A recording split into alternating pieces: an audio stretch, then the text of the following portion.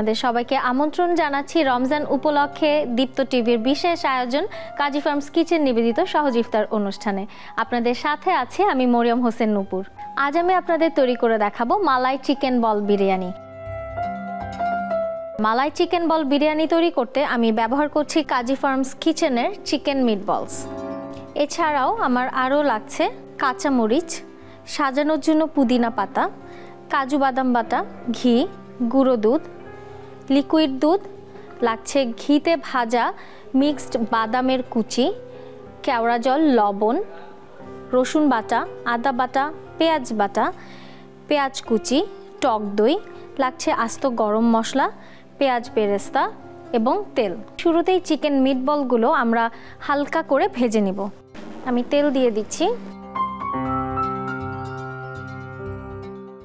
আমি চিকেন মিটবলের প্যাকেটটা খুলে নিচ্ছি। দর্শক, কাজী ফার্মস কিচেনের যে কোনো প্রোডাক্টে কিন্তু তারা কোনো ধরনের ক্ষতিকারক প্রিজারভেটিভ ব্যবহার করে না এবং তাদের সব প্রোডাক্ট কিন্তু টেস্টিং সল্ট মুক্ত।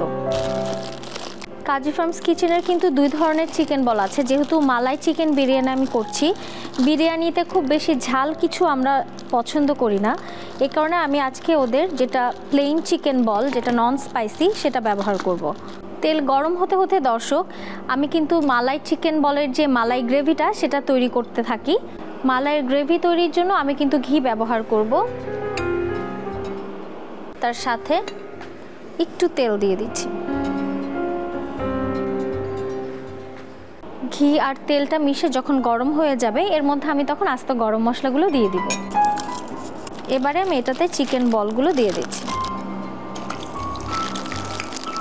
আমার চিকেন বলগুলো কিন্তু ভাজা হয়ে গেছে, অবস্থায় আমি তুলে নিচ্ছি। গরম মশলা আর তেল ঘিতে খুব সুন্দর একটা অ্যারোমা কিন্তু বের হয়েছে। এর মধ্যে আমি এখন দিয়ে দিচ্ছি পেঁয়াজ কুচি, দিয়ে দিচ্ছি আদা বাটা 1 চা চামচ, দিচ্ছি রসুন বাটা 2 চা চামচ, পেঁয়াজ বাটা দিয়ে দিচ্ছি 2 টেবিল চামচের মতো।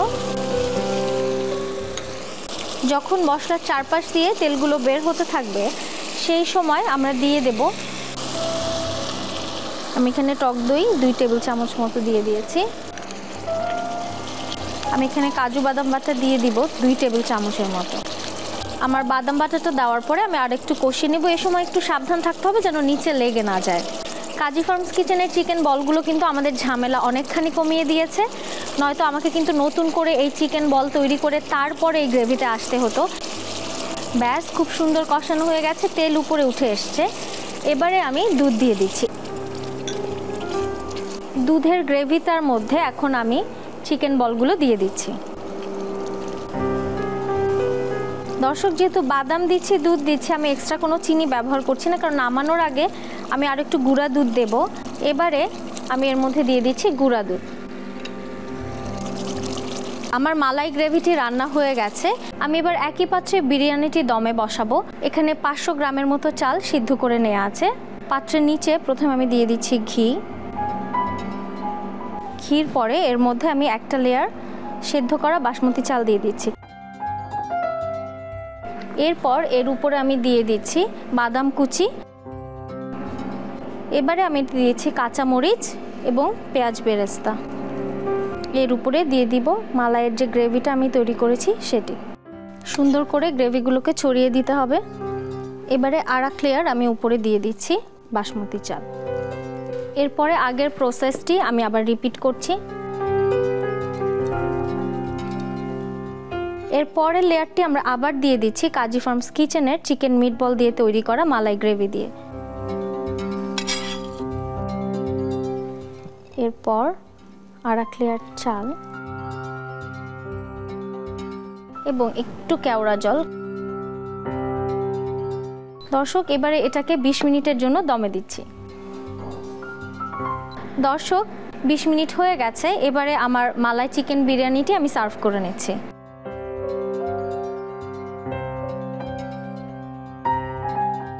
ব্যাস দর্শক, তৈরি হয়ে গেল কিন্তু খুব মজাদার মালাই চিকেন বল বিরিয়ানি। দর্শক, আশা করছি আজকের রেসিপিটি আপনাদের ভালো লেগেছে। এরকম সহজ আরেকটি ইফতার রেসিপি নিয়ে আগামীকাল আবারও আপনাদের সামনে হাজির হয়ে যাব। সে পর্যন্ত সবাই ভালো থাকুন, সুস্থ থাকুন এবং দীপ্ত টিভির সাথেই থাকুন।